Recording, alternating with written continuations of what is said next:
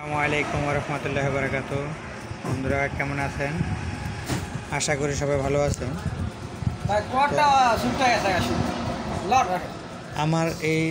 আমার এই সামনে দেখতে পাচ্ছেন কন্ট্রোল বক্স। এটা হচ্ছে 1000 ওয়াট ডাটাই কন্ট্রোলার। তো এটা সমস্যাটা আমি পরে সমাধান করব, কিন্তু আপনাকে যে সমস্যাটা দেখানোর জন্য আসছি বা বলতেছি, এই কন্ট্রোলারটা সমস্যা হলো এই কন্ট্রোলার গাড়ি ঠিক চলে, ভালো চলে, মোটরের সেন্সরটা লাগালেই মোটরের সেন্সরটা কেটে দেয়। মানে এক কথায় কি, এরা আমি নিজে দেখছি দুইবার।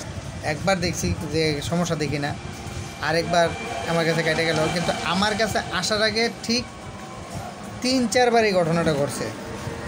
তখন ওই বেচারা আমাকে এত কথা বলেনি, কিন্তু আমি একবার যখন কাজ করে দিলাম, এদিকে আমি বেশি লাড়াচিড়ি করি নাই। কারণ এই ধরনের রোগ খুব বিরল। হ্যাঁ, তো যার কারণে আমি বেশি একটা পারাপারি করি নাই, কোনো কিছু করি নাই। তো এখন আপনার কি প্রবলেমটা হলো যে আইসিটা কেন বেটে যায়, এই যে এখানে দেখতে পাচ্ছেন G1 ট্রানজিস্টরটা, এই ট্রানজিস্টরটা লিকেজ, মানে শর্ট না।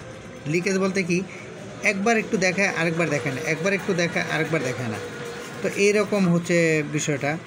এরপরে তো এই সব যে মনে করেন আইসিটা কাইটা জায়গা লাগাইলে এর কারণে আর কি কারণ হতে পারে, ধরেন এই জায়গাটির ভিতরেই কাজ হতে পারে। যেরকম এই যে এখানে পিএফ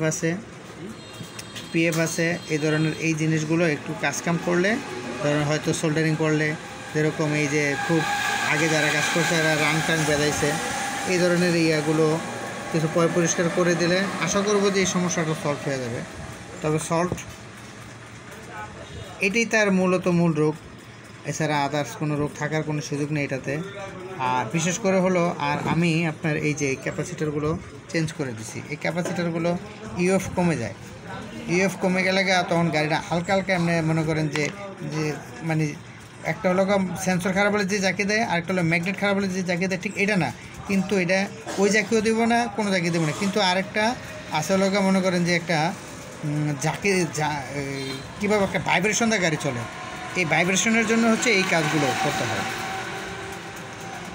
তো আশা করি বন্ধুরা হয়তো আপনাদেরকে একটা ভালো একটা অ্যাডভাইস করলাম। তো আপনারা দেখে হয়তো মনে রাখবেন যে ভালোই হবে। যদি কারো এই ধরনের সমস্যা হয় ট্রাই করবেন, ইনশাল্লাহ সমস্যার সমাধান হবে। তবে আমি আপনাদেরকে যে ভিডিওগুলো দিই রিয়েল ভিডিও, আমার এখানে কোনো ফেক কোনো ভিডিও আমি দিই না। আশা করব আমি কোনো থাম্বনেল কিছু করতে জানি না, করিও না। অনেক সময় অনেক লোকের ভিডিওতে দেখবেন যে বিশাল কিছু থাম্বনেল দেওয়া সব কাজ ওখানে হাসিল করে বলতে, আসলে ওই কাজের ভিতরে গেলে আসলে ওই ধরনের কোনো অপশনই নেই। তো ভাই ধন্যবাদ, বেশি সময় নেওয়া যাবে না, কাজের খুব চাপ। তো আসসালামু আলাইকুম, ভালো থাকবেন সবাই।